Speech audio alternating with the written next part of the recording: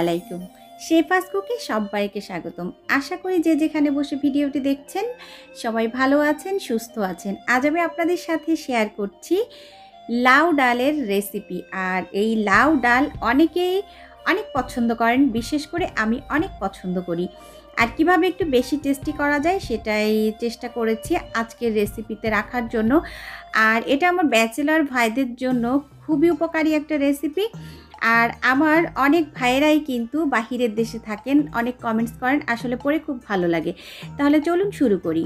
প্রথমেই আমি 1 কাপ ডাল ভিজিয়ে রেখেছি। এখন আমি লাউগুলোকে একটু মোটা করে কেটে নিয়েছি। আর লাউ ডাল রান্না করার সময় লাউটাকে এভাবেই একটু মোটা মোটা করে কেটে নিতে হবে। তো এখন চলে যাচ্ছি রান্নাতে। কড়াই বসিয়ে দিয়েছি আর এর মধ্যে এখন আমি তেল দিয়ে দিচ্ছি পরিমাণ মতো। আর এখানে 1/3 কাপ তেল আছে। এখন তেলটা গরম হওয়া পর্যন্ত অপেক্ষা করছি। আর এই রেসিপিটা অবশ্যই ট্রাই করবেন, খুবই ভালো লাগবে। প্রথমেই আমি এখানে 1/2 কাপ পরিমাণ পেঁয়াজ কুচি দিয়ে দিলাম। এখন পেঁয়াজগুলোকে ভালো করে ভেজে নিব। আর এটাকে একটু লাল লাল করে ভেজে নিতে হবে আর কি। আর আপনারা চাইলে এভাবেও রান্না করতে পারেন, আবার মশলাটা একবারও দিতে পারেন। তো পেঁয়াজটা কিন্তু ভাজা হয়ে গিয়েছে।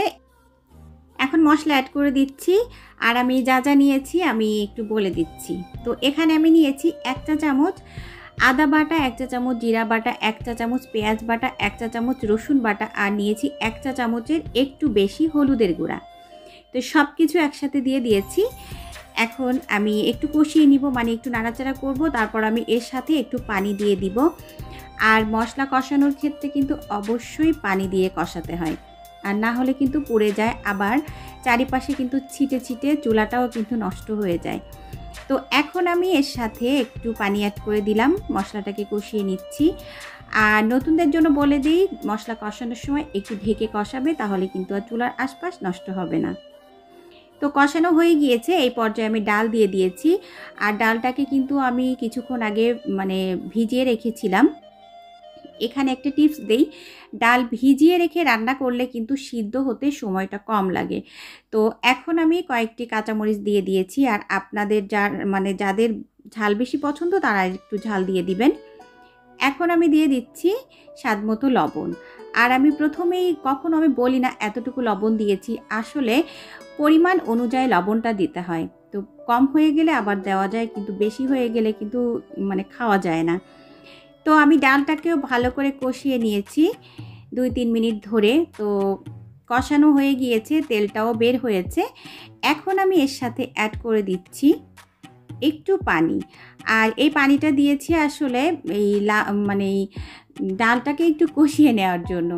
তো অনেকে মনে হতে পারে সিদ্ধ করার জন্য, তো না, আসলে একটু কষিয়ে নিলাম আর কি, ওই জন্য আমি এই পানিটা দিয়েছি। আর এইভাবেই কিন্তু রান্না করবেন, দেখবেন যে খুবই ভালো লাগবে।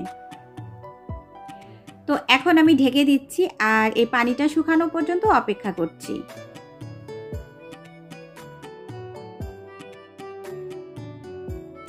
ফিরে আসলাম কিছুক্ষণ পর, পানিটা শুকিয়ে গিয়েছে। এখন এর সাথে আমি অ্যাড করে দিচ্ছি সেই লাউগুলো। আর লাউ থেকেও কিন্তু বেশ কিছুটা পানি বের হবে। লাউ কিন্তু একটা পানি তরকারি, তো এটা দিয়ে কিন্তু অনেকটা পানি বের হয়। লাউ রান্না করতে গেলে কিন্তু আসলে পানির পরিমাণটা কম লাগে। তো এখন লাউ দিয়ে আমি ভালো করে নাড়াচাড়া করছি আর এটাকেও কষিয়ে নিচ্ছি। নতুনদের জন্য বলে নেই, কষিয়ে নেওয়া বুঝতে পারে না, তো 3-4 মিনিট ধরে এভাবে নাড়াচাড়া করলেই আসলে এটাকে কষিয়ে নেওয়া বলে আর কি। আর যাদের অনেকে বুঝতে পারে না, তো এখানে 2 থেকে 3 মিনিট এভাবেই নাড়াচাড়া করলে হয়ে যাবে। তো এখন আমি একটু ঢেকে দিয়েছি। তো ঢাকার পরে কিন্তু এটা থেকে একটু পানিও বের হয়েছে লাউ দিয়ে। তো আমি আরও কিছুটা সময় একটু নাড়াচাড়া করে নিলাম। নেওয়ার পরে এখন কিন্তু লাউয়ের মধ্যে আর ডালের মধ্যে কিন্তু কোনো পানি নেই।